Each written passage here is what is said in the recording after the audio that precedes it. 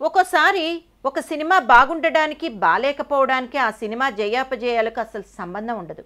ఉదాహరణకు కమల్ హాసన్, రజనీకాంత్, జయప్రద కాంబినేషన్లో దర్శకుడు బాలచందర్ గారు తీసిన అందమైన అనుభవం సినిమా అద్భుతమైన కథతో కడుపుబ్బా నవ్వించే హాస్యంతో సాగిపోతుంది.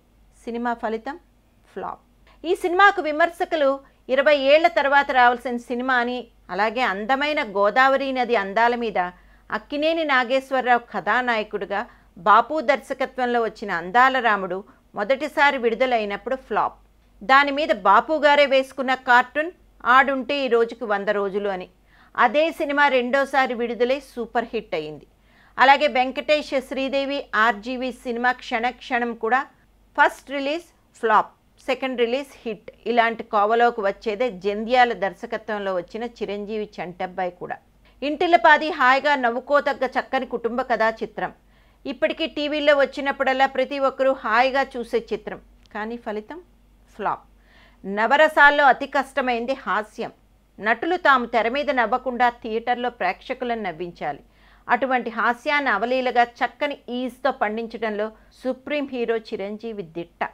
ఒక ప్రైవేట్ డిటెక్టివ్ పాత్రలో చిరంజీవి నటన అద్భుతం.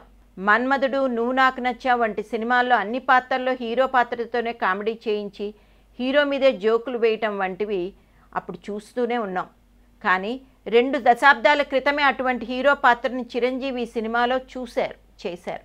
సినిమా ప్రారంభం నుంచి కడుపుబ్బా నవ్వించిన చిరంజీవి పతాక సన్నివేశాల్లో తానే అసలైన చంటబ్బాయని, తండ్రి ఎవరో తెలియకుండా పెరిగిన తన బాల్యాన్ని, కళ్ల ముందే మరణించిన తన తల్లికి దహన సంస్కారాలు చేయలేని తన దీనస్థితిని, నీళ్లతో కడుపు నింపుకున్న తన చిన్ననాటి ఆకలిని తెలియజేసే సన్నివేశంలో ప్రేక్షకులను కంటతడి పెట్టిస్తారు. అత్తిలిలో తెలుగు లెక్చరర్, మంచి మిమిక్రీ ఆర్టిస్ట్, మీ అభిమాని అంటూ దర్శకుడు జంధ్యాల గారి బ్రహ్మానందాన్ని ఈ సినిమా షూటింగ్ అప్పుడే చిరంజీవి గారికి పరిచయం చేశారు. పలు సందర్భాల్లో చిరంజీవి ఈ విషయాన్ని స్వయంగా చెప్పారు కూడా. చిరంజీవి సినిమాలో ఇప్పటి వరకు తన పుట్టినరోజు ఆగస్టు 22న విడుదలైన ఒకే ఒక్క సినిమా చంటబ్బాయి. సినిమా ఫలితం ఏమైనా కానీ ఈ రోజుకి ఈ సినిమా టీవీలో వచ్చినప్పుడల్లా ఇంటిల్లపాది హాయిగా చూసి ఈ చంటబ్బాయి ప్రతి ఇంటి అబ్బాయి అనుకుంటారు.